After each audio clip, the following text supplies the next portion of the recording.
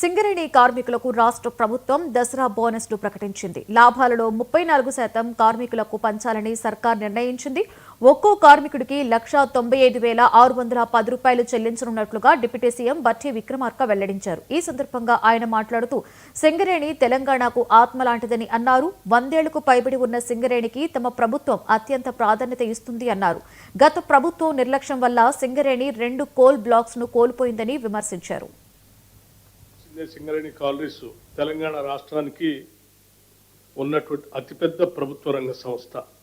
ఇది తెలంగాణకి ఆత్మ లాంటిది. సింగరేణి కాలరీస్ కేవలం బొగ్గుని ఉత్పత్తి చేసి తద్వారా విద్యుత్కి లేకపోతే ఇతర పరిశ్రమలకి సప్లై చేసేటువంటి సంస్థ మాత్రమే కాదు. సింగరేణి కాలరీస్ బొగ్గు ఉత్పత్తితో పాటు లక్షలాది మంది నిరుద్యోగ యువతి యువకులకి ఉద్యోగ గనిగా కూడా ఉన్నటువంటి మాట కూడా మనందరికీ తెలిసిందే.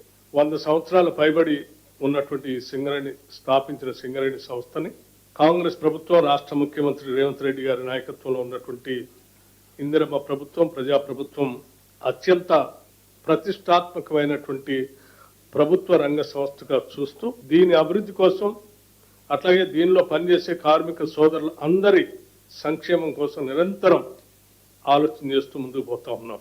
గత ప్రభుత్వ సమయంలో సింగరేణి కాలరీస్ కి రావాల్సినటువంటి సింగరేణి కోల్ బ్లాక్స్ అంటే తెలంగాణ ప్రాంతంలో ఉన్నటువంటి coal blocks, Singareni coal blocks మధ్యలో ఉన్నటువంటి coal blocks government of India auction పెడితే ఆ ఆక్షన్ లో సింగరేణి కాలరీస్ పార్టిసిపేట్ చేయకుండా చేయటం వలన కొన్ని ప్రైవేటు వ్యక్తుల చేతుల్లోకి 2 సింగరేణి కాలరీస్ సంబంధించిన గనులు కూడా వాళ్ళ చేతుల్లో పోయినాయి. దీనివల్ల సింగరేణి అత్యంత ప్రతిష్టాత్మకమైనటువంటి 2 సింగరేణి కోల్ బ్లాక్స్ ని కోల్పోవాల్సిన దుస్థితి ఏర్పడింది. కేవలం సింగరేణి కోల్పోవటమే కాదు, ఆనాటి ప్రభుత్వానికి సన్నిహితులుగా ఉన్నటువంటి కొద్ది మంది పెద్ద మనుషుల చేతుల్లోకి ఈ 2 బ్లాకులు కూడా వెళ్లేటువంటి పరిస్థితులు ఆ రోజు కల్పించారు. తద్వారా ఈరోజు ఆ 2 బ్లాకులు ఇవాళ ప్రైవేటు వ్యక్తుల చేతుల్లో పోవటం వల్ల మనకి ఆ బ్లాకులు దూరంగా ఉండి పెద్ద ఎత్తున